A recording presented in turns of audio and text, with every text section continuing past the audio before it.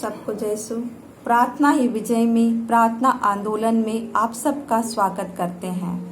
आइए हम लोग पाठ वचन से देखेंगे भजन संहिता 121 का 3 पद। उसमें इस प्रकार से लिखा हुआ है, वह तेरे पांव को टलने न देगा, तेरा रक्षक कभी न उगेगा। पवित्र शास्त्र का वचन हमें बतलाता है, जब हम दुख की तराई में, बीमारी की समस्या में, आर्थिक तंगी में और दुष्ट आत्माओं की शक्ति से हम जकड़े हुए होते हैं, निराश और हताश हो जाते हैं, मन घबराने लगता है, उस समय की घड़ी में परमेश्वर हमें लड़खड़ाने नहीं देता है। वह हमें अपनी आंखों की पुतली के समान सुरक्षा करता है। हमारा परमेश्वर आड़ और ढाल बनकर खड़े रहने वाला प्रेमी परमेश्वर है और हर समय हर एक परिस्थिति में हमारे साथ खड़े रहता है। वह हमारी सहायता करने से कभी भी पीछे नहीं हटता है। हमारा परमेश्वर प्रेमी परमेश्वर है और संपूर्ण मानव से असीमित और अनंत प्रेम करता है। मेरे प्रियो, आज पूरा विश्व कोरोना वायरस के चपेट में है। लोग घबरा गए हैं, भयभीत हो गए हैं, डर गए हैं, सहमे हुए हैं। लेकिन इस विकट परिस्थिति में हमें बिल्कुल भी घबराना नहीं है, बिल्कुल भी डरना नहीं है। हमारा परमेश्वर हमारे साथ है और इस महामारी की लड़ाई में हमारे साथ खड़ा है। आइए हम सब मिलकर प्रार्थना करें। पवित्र पवित्र पवित्र सेनाओं के पिता परमेश्वर यहोवा, हम आपको धन्यवाद देते हैं, आपकी स्तुति और प्रशंसा करते हैं, आपके नाम को हम ऊंचा उठाते हैं। आप राजाओं के राजा हैं मेरे परमेश्वर। आप असंभव को संभव करने वाले हैं। आपका अटल वचन के लिए पिता हम आपको फिर से धन्यवाद देते हैं। पिता, आपका वचन स्वयं परमेश्वर है।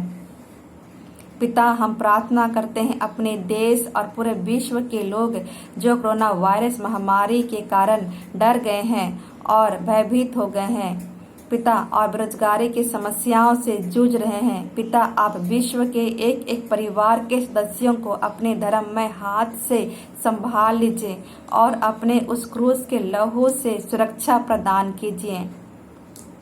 पिता, आप सर्वशक्तिमान हैं।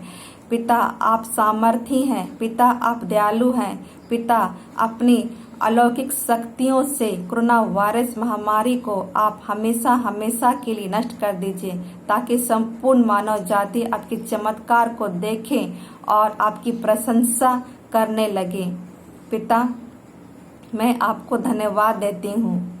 पिता, मैं प्रार्थना करती हूँ विश्व के डॉक्टर, नर्स, सफाई कर्मी, पुलिस अधिकारी, मुख्यमंत्री, प्रधानमंत्री को आप अपने हाथों से सुरक्षा में ले लीजिए।